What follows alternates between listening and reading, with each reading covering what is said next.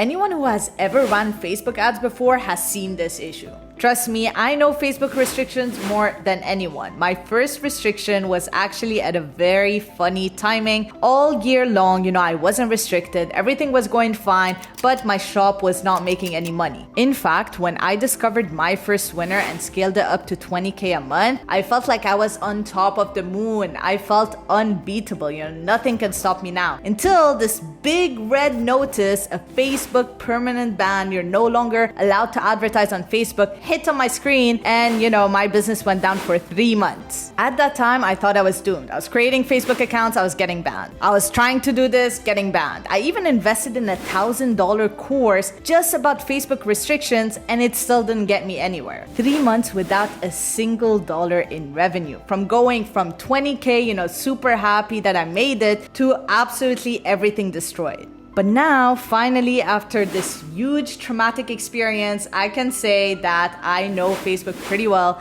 I know the ins and outs, I know why they restrict you, and I also know how to get yourself back up and running. If you don't know me yet, my name is Sarkis. I've been in the e-com game for a while now and have managed many e-com stores to reach 6 figures and beyond. And one thing for sure is I know Facebook restrictions more than anyone. I believe I got banned over 50 times now. It really felt like a toxic relationship. I wanted it so bad, but I kept getting rejected until I finally made it work. I can proudly say that I have a Facebook account that's up and running successfully without any issues for over a few years now. First and foremost, we need to understand why in the world does Facebook restrict you? Good news is that it's not personal. It's basically an algorithm that scans and sees if there's any red flags on their platform. Bad news is that sometimes this algorithm detects false red flags. Now, honestly, I understand Facebook. It has a huge audience, almost 3 billion people on their platform. I don't know the word, but basically they want to scam, they want to hack, they want to do weird stuff on their platform. And you have to find a way to be able to manage, 3 billion people on a platform. And so that's why Facebook deployed an algorithm that is so strict, and at the first mistake, they kind of ban you because they don't necessarily need the small money, they need the big money. So they focus on brands rather than small shops. Even if you're paying, $100 a day for Facebook, that's absolutely nothing. So they would rather ban you and stay safe with their algorithm than taking the risk on having a potential scammer out there on their platform. Now that we understand what Facebook doesn't want, which is to ruin their own reputation by having scammers on their platform, let's see what do they want. It basically wants brands that are truthful, authentic, fulfilling orders at the right time, great customer service, keeping customers happy. Because at the end of the day, people don't know much about the advertising world. And if they see advertisers on Facebook and they get mad at, the brand, sometimes they correlate it with Facebook and they're like, I never buy from Facebook because there's always bad brands in there. So they think it's the same, it's the one in the same pool. So the more you show you're a real brand, the more Facebook will like that. Make sure you don't show you're a scammy dropshipping website that was set up in less than 2 hours, because Facebook will not be happy with this. And then run your first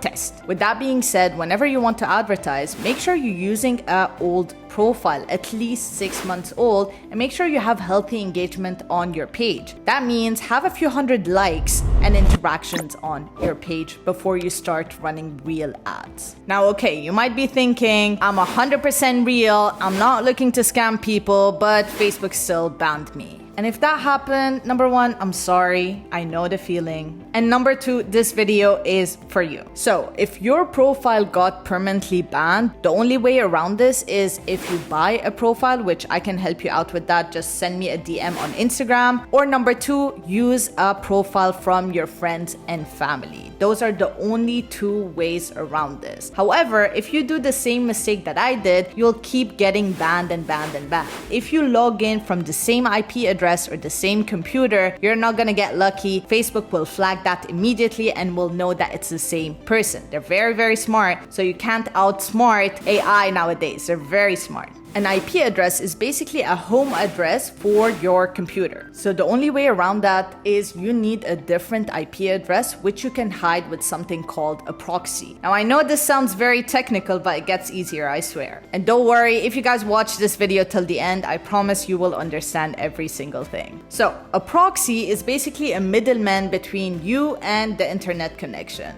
So for example, right now I'm in Spain, but if I have a proxy in the US, then Facebook will detect this computer being used as a computer in the US. So it will not recognize it as me, and that will keep me safe. Now, if you want to do all of this, I have the perfect app for you. It's called GoLogin, and I got you guys with a 40% discount. So make sure to use the link in the description to take advantage of that promotion. All right, so let's dive right in. GoLogin is super easy to use. As you can see over here, I have the app already downloaded, and you can see I have 3 profiles ready to go. If I were to enter any one of these profiles, Facebook will not recognize that it's coming from me in Spain. In fact, you can see over here I have 3 different proxies. One is in the US, one is in France, and another one is in the US in a different location. What's amazing about GoLogin is it comes with 1 free proxy, so you don't even have to worry about buying different proxies. You can see over here, to be able to enter the proxy, you can click on these 3 dots, press on settings, and it will allow you to add the information of the proxy. You can choose if it's an HTTP proxy, the number, the login, and the password. Once that is done, you can click on check proxy, and you can see that it is coming from the US.